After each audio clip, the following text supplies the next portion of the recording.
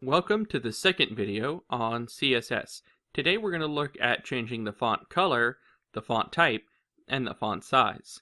And so let's go ahead and use the source we did from the last video, and let's open that up now.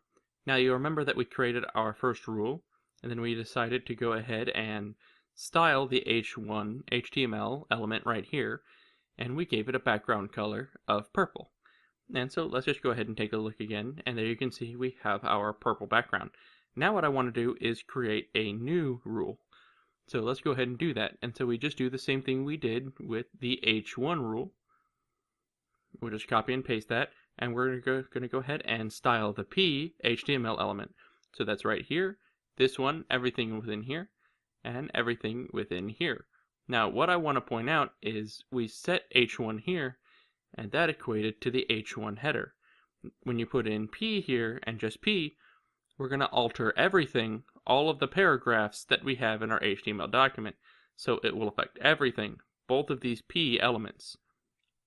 That's actually very useful. Now in the old days before CSS was even around, you would have had to come down to each one of these P elements and put the same code in for each one of these to change the font type or color if you wanted to. And you had to put the same code. Now we can put globally from up here. All we have to do is put the P selector, and then we can go ahead and change everything that we want in all of the P elements in the HTML document. Okay, so let's go ahead and get rid of this property here, because we're not going to use that. Remember, these are properties, and this is the rule, and this is the selector. So we're going to select again the paragraph element tag, and let's first change the color of the font. Now let's go ahead and save this first. And you can see here that this is the first paragraph that we had. You can see it's in black. And this is the second paragraph element that we had. So let's go ahead back in there, and let's just go ahead and change the color of that font to red. And we will give it a value of red, of course.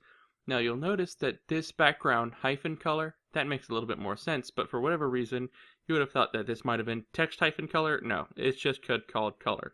That will change the font's color. And I find that a little bit confusing, but that's the way that they did it. So you can see some of these actually make more sense. This property actually makes more sense. This one just says color. Well, color for what? Well, it is actually the font color. But they chose not to put in font hyphen color or text hyphen color. It's just color. So let's go ahead and save this. And we'll go back in here. And you can see now that we've got our red text. And let's go back in here.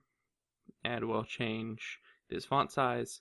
And the actual property for that is font hyphen size. And we use a semicolon, and we make this 25 px, so we can really see this. Use a semicolon, save this again, and we'll open it up, and there you can see we have increased the size of this, where this is a little smaller. And again, we affect both of the P elements. Okay, so let's close that, and let's go back in here, and now we will actually change the font type. And we come in here and type font, family, and let's change this to Helvetica. So we put in our semicolon, let's save this, and we'll reopen this back up, and there you can see we've got our nice Helvetica font. And that is how you change the font type, the size of the font, and the color. And actually, let's switch back to the source for a minute. I forgot there's one more thing I forgot to say here. This PX, when we change the font size here, this PX stands for pixels. And so that is the unit of measurement that you use. And basically that's the size of the text from the from the top. So pixels is the measurement, and that is what you want to put in here. So, okay, I will see you guys in the next video.